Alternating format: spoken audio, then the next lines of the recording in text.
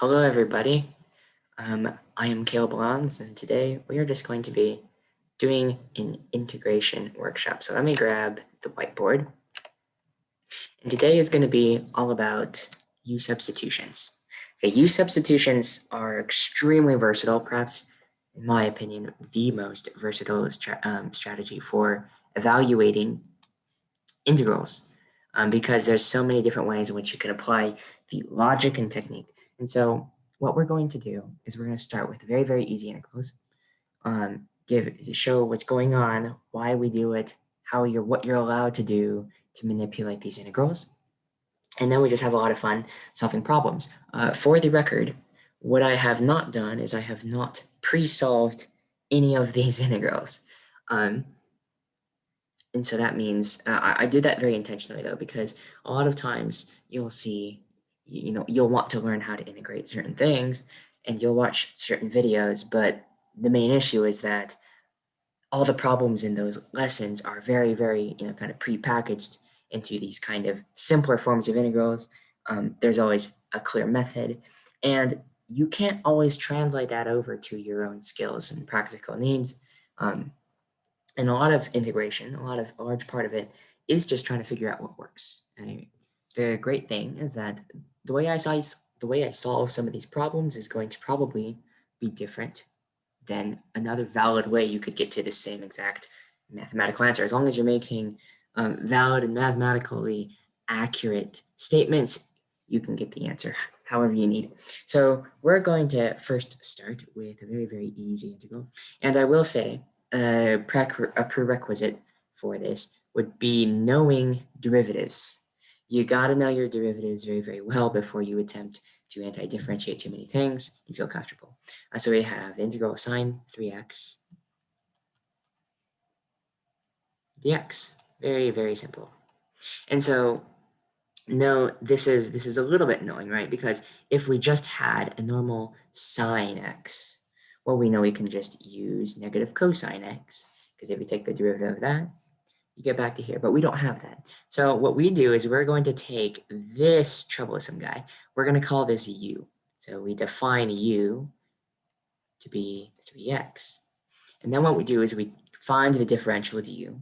And so we do that. We say du equals, take the derivative of this. So the derivative of 3x is just going to be 3. And then differential dx. Never forget the differential dx. That's extremely important. We'll see that later on. Okay, so notice this. We have 3 dx. Oops. And we just have sine. So notice we're going to substitute in this u into this equation. So we have sine 3x we called u. So sine of u dx. Now this is a problem. We're not allowed to just we cannot integrate with a u here in terms of dx. Those two variables have to be the same. And so we're going to do that by algebraically rearranging this statement here to get something for dx. So dx, if we just divided both sides by 3, right? So 1/3 du. Well, that's very nice because we can just say that we have sine of u, and then dx is 1/3 du. And if you know, well, actually, now I'm going to tell you because this is extremely important. You can take constants and move them in and out of the integral.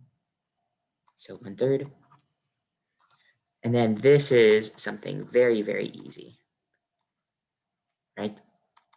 That's just going to be 1/3.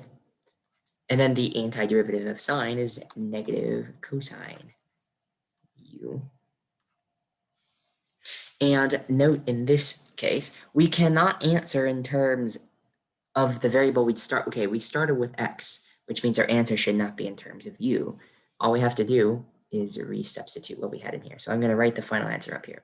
We're going to have the negative 1/3 cosine of u, and u in this case was just 3x, so cosine 3x. And then at the very, very, very end, since this is an indefinite integral, we don't want to forget our constant of integration. So this, I took a long time to go through this one, just to lay out all of these components. And then as you go through, as you do more practice, you don't have to show every single step. So long as you're comfortable with what you're doing, you can do whatever you want. But since this is the very first integral, I decided to expand out all of this rationale so that we know what's going on, everything works. Okay, so now let's do the integral of x times the cosine of, what did I put here, 2x squared dx. Okay, well, so don't get distracted by this guy. We'll take care of that in a second.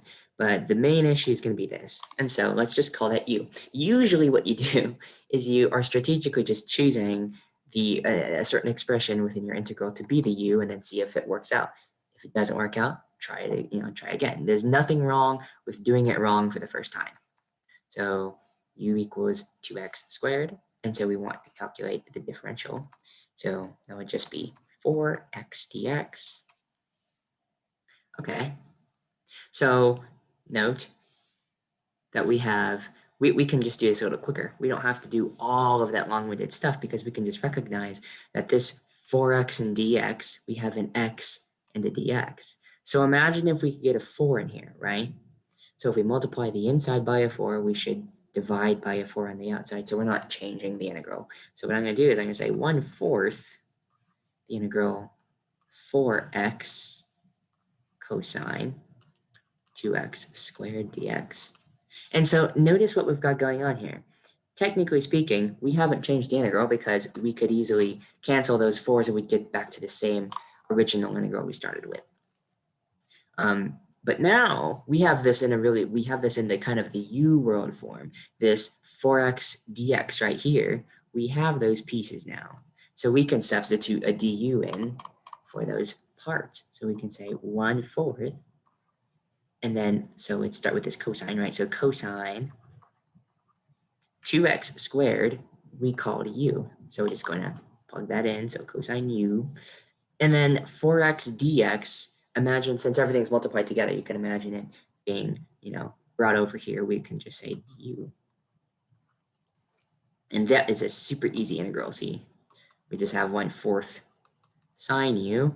And once again, we started an x. We don't want to end in u. That's not correct for a final answer. So we just replug in what we originally said u was. U we said was 2x squared. So just throw that down here. And then don't forget this is an indefinite integral, so we want to do that. All right.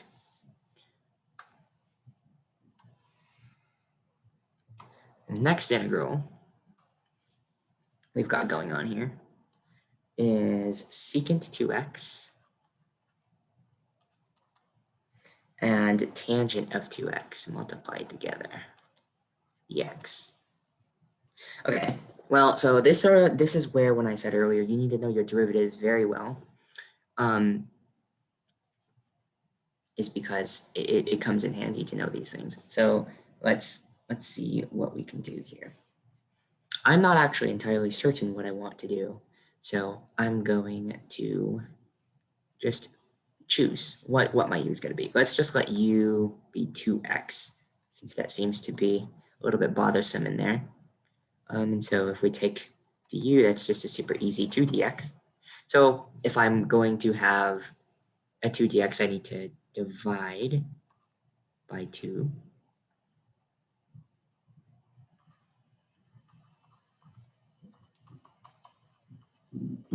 And the reason I'm showing this step is, once again, since this is relatively new, if you canceled these out, you still have the same integral. I haven't changed anything, but this is now going to allow me this 2 in dx, and this 2 and this dx are together now. So now we can rewrite this in terms of u world. We're in the u world now. We get 1/2 the integral. Let's see. So secant of 2x, so that's now just going to be secant u and tangent u du. Beautiful. And aha, if you recognize your derivatives, this right here is the derivative of just secant. So this is going to turn out to be 1/2 secant u And once again, we want to answer in terms of our original variable, which was x. So secant of 2x. Indefinite integral, don't want to forget that. And there we are. I should say that since I have not pre-solved any of these or checked them with an answer calculator or anything, if I get any of these wrong, then people, please let me know. Because I often mess up these integrals. 28, 7x. That's not very clear. That's a 7. I'll just rewrite it. 7x minus 2. This is going to be cubed dx. Okay, so what are we going to do here? All right, it's a little bit slightly chaotic, but we can work through this. So this is kind of annoying, so I'm going to make that the u. U equals 7x minus 2. And notice I'm not going to include the exponent because that would be super messy if I had to differentiate, get this differential right. So du is going to be very clean. It's just going to be 7 dx. Okay, well, notice that we have this 28 and we have a 7. We want to turn the 28 into a 7 so that this makes sense. Well, to do that, we would divide this by 4. But if we divide this by 4, we have to multiply by 4 so that we don't change the number accidentally, right? So what we can do is we can say 4 times 7, and then 7x minus 2 cubed dx. So now we haven't changed the integral at all. 4 times 7 is still 28 with the constants, but we have it in terms of this 7 dx, 7 dx. And now we're in u world. We can get this into u world very easily. We just say 4, and then the 7x minus 2, this entire expression is just u. So we have u cubed, and then 7 dx is the u. So that's a very easy integral using just a power rule. So we raise the power by 1 and divide by the power. That's how that rule goes. And then we want to resubstitute in what we had for u. So we're going to get, and I'm going to be smart about this. I don't know why I didn't see that. Just cancel that. So we really just have u to the 4th. In this case, that's going to be u defined as this, raised to the 4th power plus constant. So there we go.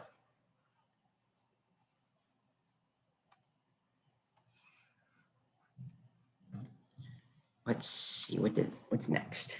We got an integral, which is kind of fun. So dx over x squared plus 9.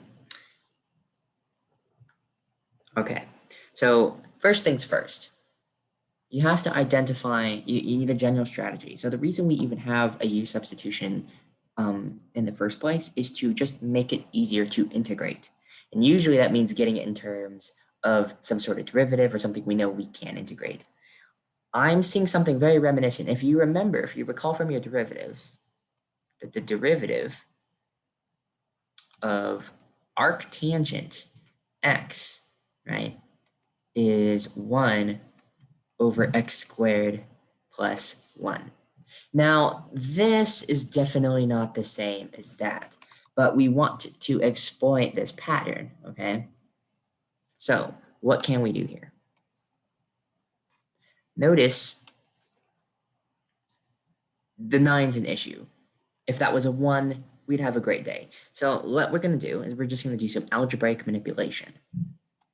So we're not changing anything. We're just shifting around some algebra to try to get something that we want. So let's divide the top and the bottom by 1/9, because that will give us a 1 here. Just have to be careful not to mess something up. So we get 1/9 dx in the numerator, and then x squared divided by 9 plus 1. Okay, you might be like, Caleb, you just made that extremely disgusting. And it is because it's not simplified. So we can pull this constant out first of all. So 1/9 the integral dx. And then what's going on here? Well, we have this x squared over 9. Now remember, we just need some sort of variable expression that's a perfect square. We have that. 9's a perfect square. So this is really just saying x over 3 squared. So does that make sense how we get from here to here?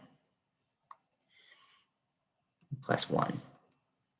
And now can you see we have something that is in terms of that 1 over variable squared plus 1. This is really just our variable right here, okay? So we have 1/9. Oh, I'm sorry. Actually, we need to do the u-substitution. I almost very badly messed that up. So now we have this. Let's let u equal x divided by 3. Perfect. Because now that means du is just going to be 1/3 dx. Okay, well, if we need 1/3 here, we need to multiply the outside by 3. So we're going to have 3/9 1/3 dx, and then the x thirds squared plus 1. And now when we finally plug all this stuff and simplify the algebra, we're going to get something very, very clean and satisfying. So I'm going to bring it over here to the left. 3/9 is just 1/3 integral. And now 1/3 dx is just du. So we put du here. And x thirds, we define that to be u. So we just have u squared plus 1. And what do you know? That is the derivative of arctangent. So we can just say 1/3 arctan u. And then, of course, we want to answer in terms of x.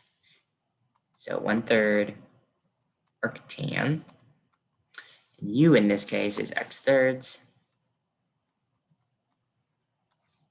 plus our constant of integration. So this is the answer.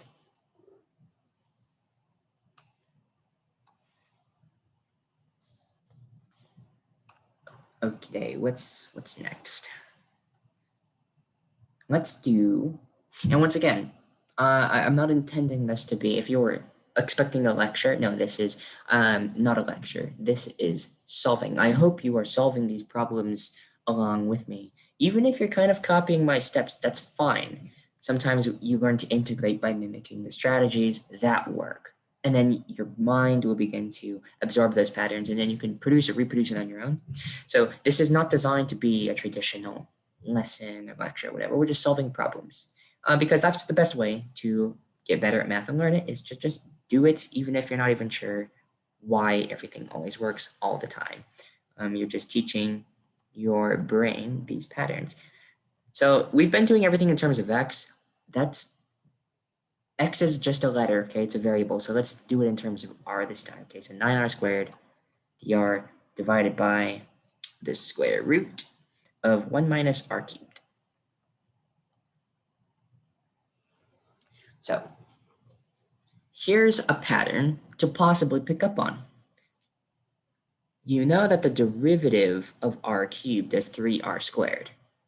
Why am I picking that up? Why is that pattern important? Well, because we have something in terms of r squared. 9 is a multiple of 3. So this could be a good candidate for what's going on. So let's let u just be this whatever's inside under the radical here. So 1 minus r cubed. Well, that means du so simply just going to be minus 3r squared. No biggie. Oh, don't want to forget the differential. So how are we going to get this negative 3r squared dr looking like a 9r squared dr? So what we're going to need is we're going to need to divide this by negative 3. And if you divide by negative 3, if you don't want to change what you're doing, you have to multiply by negative 3. So we're going to want to multiply the integral by negative 3 because we're going to have negative 3r squared dr in the numerator now. The square root of 1 minus r cubed. So this should make sense, right? If we multiplied this constant with this constant, we would end up just getting that positive 9 that's right there. So we haven't changed the integral, but what we have done is we have gotten in the form now that we can just slap this guy in to substitute for what's in the numerator. So we can throw this into the u world to get something simpler to deal with. Well, this entire mess in the numerator is just du. And this entire mess in the denominator is just going to be square root of u. Now, this might seem a little bit weird, but fear not. It's just a little bit of algebra that separates us from very easily getting the answer here. I'm actually going to represent this as a negative exponent, right? So since it's in the denominator, we have u to the negative 1/2 because square root's 1/2 power. Since it's in the denominator, just negate the exponent and then du. And now we use the power rule. This will give us a very quick result, right? Now 1/2 raise that power by 1. You get positive 1/2 and then divide by this new power. So dividing by the new power, that's really just the same thing. This 2 is going to be flipped up to the top. And then we're going to multiply that with this 3. So we're going to have minus 6 times the square root of u. Want to answer in terms of x. Negative 6 times the square root, 1 minus r cubed. Plus your constant, because this is going to be the answer in terms of the original variable.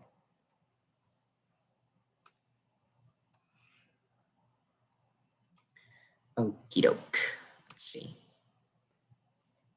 Okay, this one's kind of fun. This is going to be a polynomial. I don't know why that didn't delete. Integral. And we have an 8. Now we're doing y to the 4th plus 4y squared plus 1. And this is going to be squared. And then we multiply it with y cubed plus 2y dy. So never be intimidated by a bunch of numbers, okay? Because most of the time there's a way to get it down to something simpler. And that's why u-substitutions exist, to simply just, it's a tool to simplify things. So first things first, hopefully we all see that if we actually had to expand that, that would be just a bad day for everybody. So let's maybe make this the u, right? So u is going to be y 4th. That doesn't look like a 4 at all. Y 4th plus 4y squared plus 1. That's easy to get a differential of the du. And I just have 4y cubed plus 8y, and then that one goes to 0. And so this times dy. You see how I'm careful about showing that it's that entire expression in the dy. Because it would be incorrect if I just wrote 4y cubed plus 8y dy. That's wrong because it looks like this is by itself and this is a separate entity, and that's not an accurate representation of what's going on. So it's just kind of a slight syntax note, I guess, to be a little bit comprehensive here. Here's the deal, right? We have y cubed and 2y here. We have something similar, but not quite. But do you see how they're related? Note that this version is really just 4 times this. So if we multiplied this guy by 4, well, then we would have exactly this. Okay, so we can do this in many, many ways. The way that I'm going to do this is just kind of a fun way to do this. Notice that we already started with this 8, right? So let's distribute not all 8 of them. We're not going to do all 8, but we're going to kind of show, since that 8 equals 2 times 4, we'll grab this 4 and distribute it out, and we'll have it just fine. So I'll show you what I mean.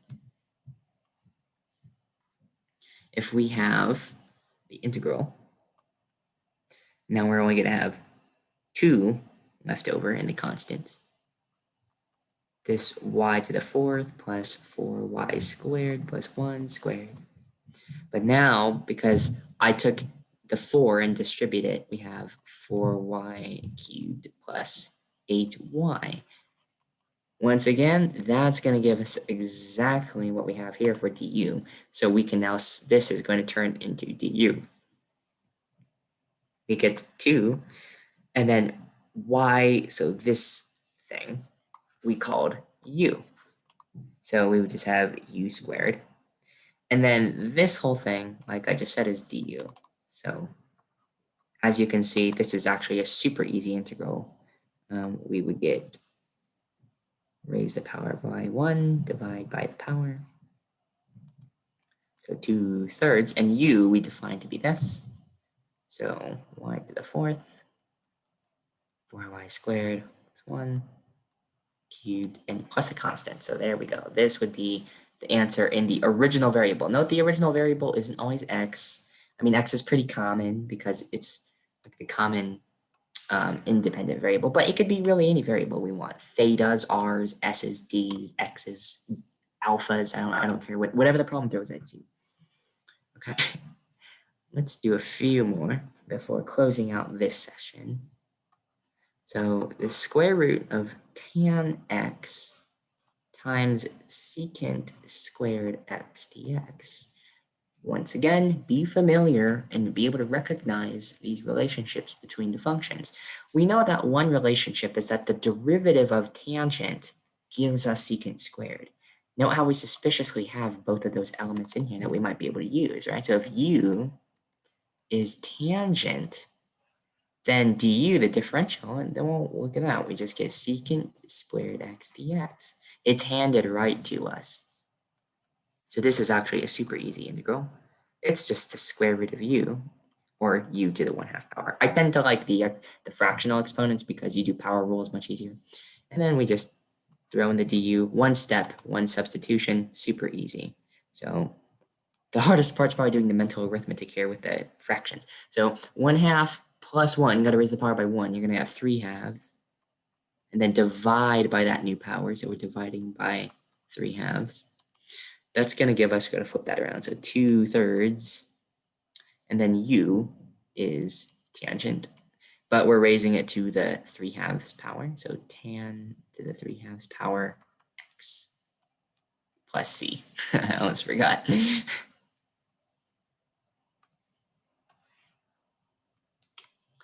Okie doke. This one's kind of fun because we haven't done one with a natural log yet. So natural log to the 6th power of x divided by x and then dx. So once again, this is all about recognizing relationships between functions. We have, if you can think about this, you can think about this as being just taking the natural log, multiplying it against 1 over x dx. You see how it's just a matter of visualizing it. These are the same thing. And this cannot, that revisualization can sometimes help motivate a substitution because we know that the derivative of the natural log is just 1 over x. So if we say u is natural log of x, then when we find this differential, we get this beautiful result.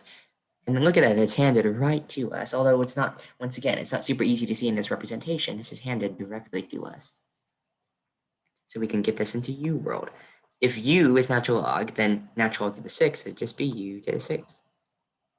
And now, no, I'm not dividing anything here. I'm actually multiplying it this by just du. And I didn't handwrite that very well. Because du is 1 over x dx. And then this ends up just being a very simple power rule. U to the 7th over 7th, which is going to be the natural log to the 7th power of x divided by 7 plus a constant. So this was just a very, very introductory look at u-substitutions, what you can do with it. In general, your takeaways would be experiment. But perhaps more importantly for these basic ones, is just know the relationships between your functions in terms of derivatives, okay?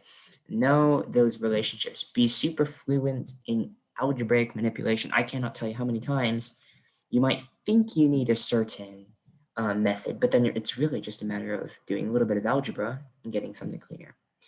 The main takeaway for all integration strategies, u-subs, IBP, partial fractions, doesn't matter what you're doing. The only reason we have those, they're just tools that help simplify disgusting integrands to get clean integrands. That's at the heart of all of integration. So if you solve an integral a certain way and you get the right answer, but it's different than somebody else, nobody really cares. I mean, that's what's kind of nice about integration. It's different than just doing your third grade computation problems. We're not doing 340 times 72, where there's just one answer and generally one way to get there, okay? There is methodology, but ultimately it comes down to your creativity and your understanding of the relationships between functions and their derivatives and how you can make these substitutions, make these manipulations to get results. So next time, we are going to solve some funnier functions that are more, they're not as straightforward. All of these problems were pretty straightforward. You had a u, you got its differential, you got the integrands to match that differential, so then you could get something simpler. That's a great pattern to know, but it's not always the case, and we'll get into that next time. So I'll see you then.